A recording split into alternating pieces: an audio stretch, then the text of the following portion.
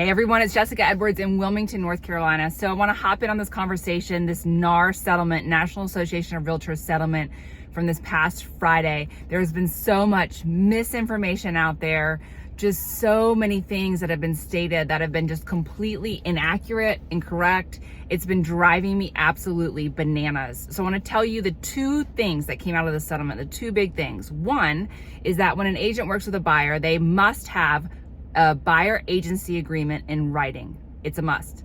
In North Carolina, we have always practiced this. For years. I've been doing this for almost 20 years in the state of North Carolina. We have always had written buyer agency agreement, and it's a really big deal.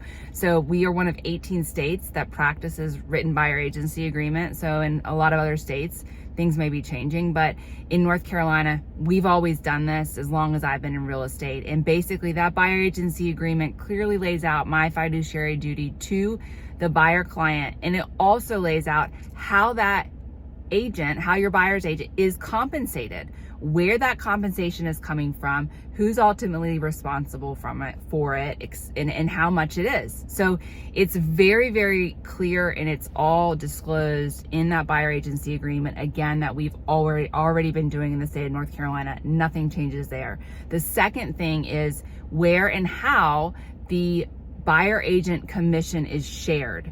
So it's just stating that in the near future, you will not be able to put what the buyer agent compensation is in the MLS. That's it. So it's just saying where it's shared. It's not saying that a seller cannot pay a buyer agent commission. It's not saying that a seller won't pay a buyer agent commission. It's purely stating that where that information is shared cannot be the MLS. That's it.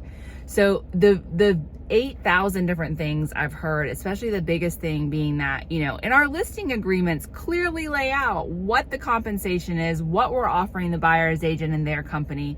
Listing or real estate commissions have always been negotiable, always.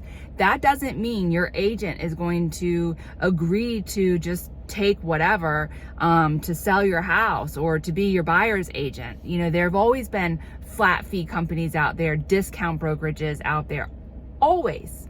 And there's always been full service real estate companies.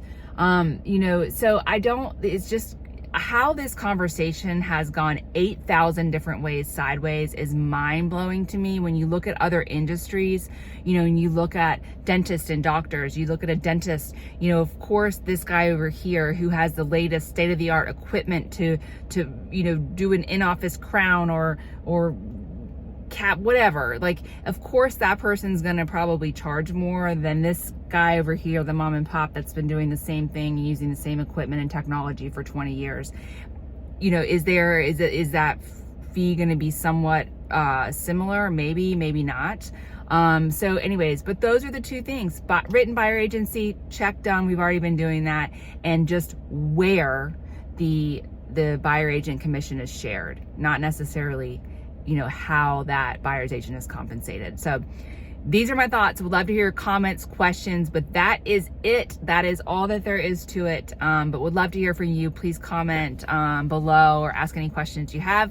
And of course, you can check us out, thecarolinesfinest.com. Have a great day.